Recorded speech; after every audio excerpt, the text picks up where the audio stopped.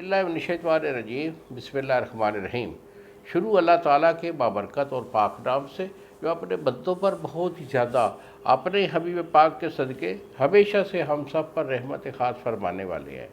कुश्ता साज हकीम बाबा सैफुल्लाह की तरफ से मेरे तमाम दोस्तों को अस्सलाम वालेकुम व रहमतुल्लाहि व बरकातुहू। जी तो दोस्तों, आज मैं आपको क़ुव्वत ख़ास के रिलेटेड एक बेहतरीन और सिंपल सा एक फार्मूला बताने वाला हूँ, ख़ास तौर पर उन लोगों के लिए जो शादीशुदा होते हैं और शादी के बाद जब उन्हें थोड़ी कमज़ोरी आ जाती है, जिसकी वजह से कि नफ्स का ढीलापन भी शुरू हो जाता है और मादा मनविया कम बनता है। तो शादीशुदा लोगों में ये इशू आ जाया करते हैं, क्योंकि जो इलाज होता है वो बीमारी का होता है और जो कमज़ोरी के लिए दवाएं नहीं होती बल्कि उसके लिए अच्छी खुराक हुआ करती है।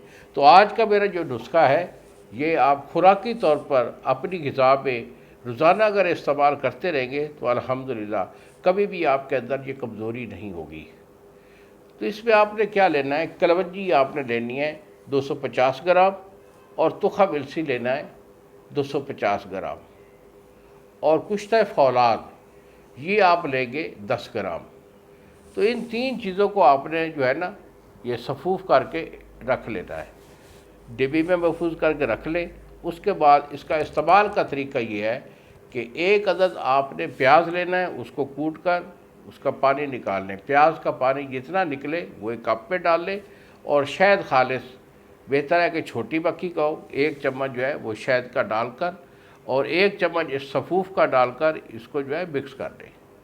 मिक्स करने के बाद दोपहर के खाना खाने के साथ जो है ना इसको रोज़ाना जो है खाना खाने के बाद खाते रहिए। अल्हम्दुलिल्लाह अल्हम्दुलिल्लाह इसको अगर अपना मामूल बना लेंगे तो कोई बईद नहीं है कि इंशाअल्लाह आपकी ताकत बहाल हो जाएगी। इन्हीं अल्फाज के साथ बाबा जी को इजाज़त दीजिए। अगली वीडियो तक अस्सलाम वालेकुम व रहमतुल्लाहि व बरकातहू।